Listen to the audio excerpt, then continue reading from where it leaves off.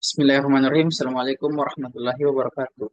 Perkenalkan, nama saya Muhammad Farul Razi dengan stambuk 130 dari 210063 dari kelas C2 mata kuliah pengujian perangkat lunak program studi Teknik Informatika Fakultas Ilmu Komputer Universitas Muslim Indonesia.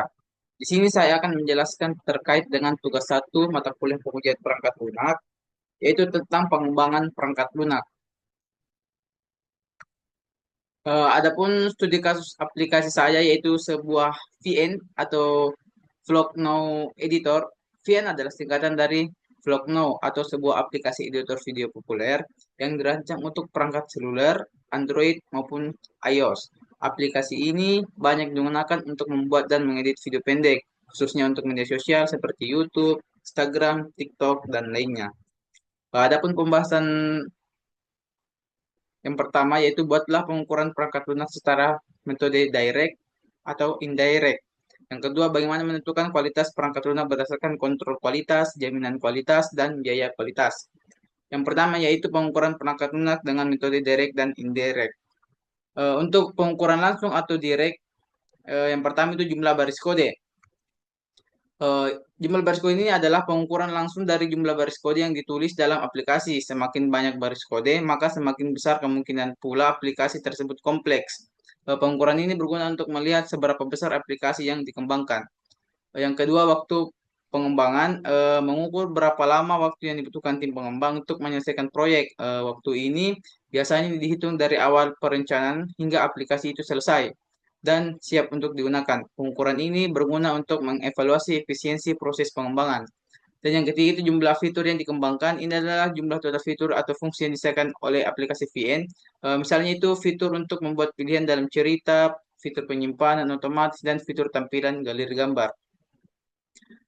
Bagian B itu pengukuran tidak langsung atau indirect measurement. Itu pengukuran yang dilakukan dengan menggunakan data dari pengukuran langsung dan menganalisanya untuk mendapatkan informasi yang lebih mendalam. Adapun poin-poin dari pengukuran tidak langsung itu yang pertama produktivitas tim. Produktivitas dihitung dengan membandingkan jumlah baris kode yang ditulis dan waktu yang dihabiskan. Ini gunanya untuk membantu tim mengetahui seberapa efisien mereka dalam menulis kode dalam periode waktu tertentu. Yang kedua itu kepadatan cacat atau defect density, yaitu berupa pengukuran berapa banyak cacat atau bug yang ditemukan dalam aplikasi dibandingkan dengan jumlah kode yang ditulis. Pengukuran ini membantu tim memahami kualitas kode mereka. Jika banyak bug ditemukan dalam sedikit baris kode, ya itu berarti maksudnya kualitas kode perlu ditingkatkan lagi. Yang ketiga itu kepuasan pelanggan. Eh, mengukur seberapa puas penggunaan eh, mengukur seberapa puas pengguna eh, terhadap aplikasi melalui survei atau ulasan. Misalnya pengguna dapat memberikan skor 1 hingga 5 berupa bintang untuk menunjukkan seberapa baik aplikasi memenuhi harapan mereka. Pengukuran ini penting untuk memastikan aplikasi memberikan pengalaman yang baik lagi. Dan yang keempat itu ya ialah kemudahan pemeliharaan. Ini adalah merupakan ukuran seberapa mudah aplikasi dapat diperbaiki, diperbaharui, atau juga ditingkatkan di masa depan. Aplikasi yang lebih sederhana dengan kode yang terstruktur dengan baik akan lebih mudah untuk dipelihara dibandingkan aplikasi yang kompleks. Yang kedua itu tentukan kualitas perangkat lunak berdasarkan kontrol kualitas, jaminan kualitas, dan biaya kualitas. Yang pertama yaitu kontrol kualitas. Kontrol kualitas adalah proses yang fokus pada identifikasi dan perbaikan cacat dalam perangkat lunak setelah atau selama proses pengembangan. Penerapannya pada studi kasus saya, yang pertama itu pengujian fungsional, menguji apakah setiap fitur dalam aplikasi VN, misalnya alur cerita, sistem penyimpanan otomatis, dan opsi lainnya yang interaktif berjalan sesuai dengan spesifikasi atau tidak. Dan yang kedua itu pengujian termuka pengguna atau UA atau user interface-nya, memastikan tampilan aplikasi menarik dan konsisten di berbagai perangkat serta mudah digunakan oleh pengguna. Yang ketiga yaitu pengujian kinerja, memastikan aplikasi berjalan dengan lancar tanpa adanya jeda ataupun lag, terutama saat berada antara adegan atau saat menampilkan media visual atau audio. Yang keempat itu pengujian kompatibilitas, memastikan aplikasi VN dapat berjalan di berbagai platform seperti PC, Android, atau dengan iOS tanpa dengan adanya masalah. Yang kelima itu indikator kualitas.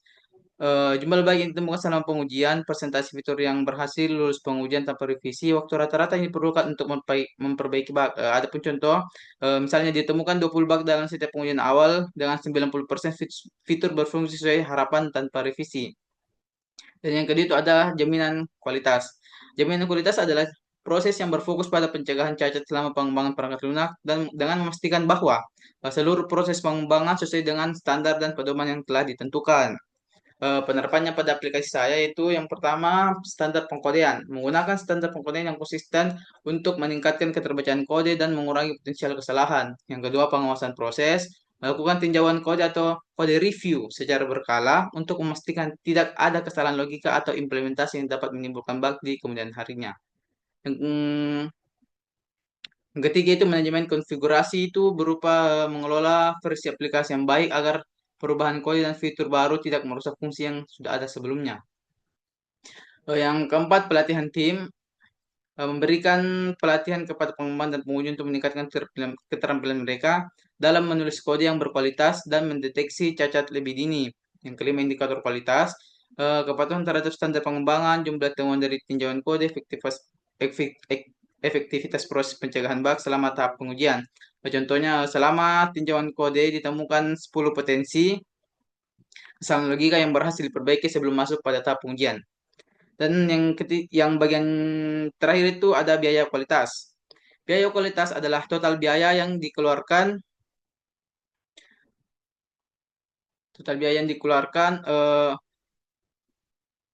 untuk mencegah cacat sebelum terjadi.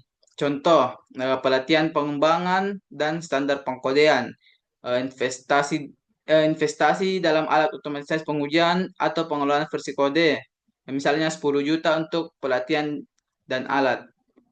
Itu ada biaya penilaian, biaya yang dikeluarkan untuk mengidentifikasi cacat selama proses pengembangan. Contoh, eh, biaya pengujian manual dan otomatis, biaya tinjauan kode oleh tim QNA, misalnya estimasi itu ada 8 juta untuk pengujian dan tinjauan. Biaya kegagalan internal, biaya yang dikeluarkan untuk memperbaiki cacat yang ditemukan sebelum perangkat lunak dirilis. Contohnya itu adalah perbaikan bug selama pengujian, estimasinya yaitu 5 juta untuk perbaikan bug internal. Adapun biaya lainnya yaitu biaya kegagalan eksternal, biaya yang dikeluarkan untuk perbaiki cacat yang ditemukan setelah perangkat lunak dirilis ke pengguna. Contohnya itu biaya dukungan teknis dan perbaikan bug yang dilakukan oleh pengguna. Adapun dan juga biaya kompensasi kepada pengguna yang tidak puas, estimasinya itu 7 juta untuk dukungan teknis dan perbaikan pasca rilis. Dan yang terakhir adalah total biaya kualitas. Dari keseluruhan tadi biaya yang dikeluarkan, adapun totalnya yaitu 30 juta. 30 juta ini adalah biaya dari pencegahan, ditambah dengan penilaian, ditambah dengan kegagalan internal dan kegagalan eksternal. Eh, Selanjutnya kesimpulan dari hasil saya itu yang pertama kontrol kualitas. Aplikasi VN memiliki kualitas baik jika bug atau cacat fungsional diminimalkan dan pengujian menunjukkan kinerja yang stabil di berbagai platform. Yang kedua itu ada jaminan kualitas. Aplikasi ini memiliki tingkat kualitas yang tinggi jika proses pengembangannya konsisten dengan standar yang diterapkan dan potensi kesalahan dapat dicegah sejak awal. Biaya kualitas, investasi yang membadai dalam pencegahan dan pengujian dapat mengurangi biaya perbaikan cacat di masa depan dan meningkatkan kepuasan pengguna. Biaya kualitas yang seimbang antara pencegahan dan perbaikan akan memastikan aplikasi VN tetap kompetitif dan berkualitas tinggi di pasaran. Sekian dari presentasi saya terkait dengan tugas 1. Lebih dan kurangnya mohon dimaafkan. Wabillahi taufiq hidayah. Assalamualaikum warahmatullahi wabarakatuh.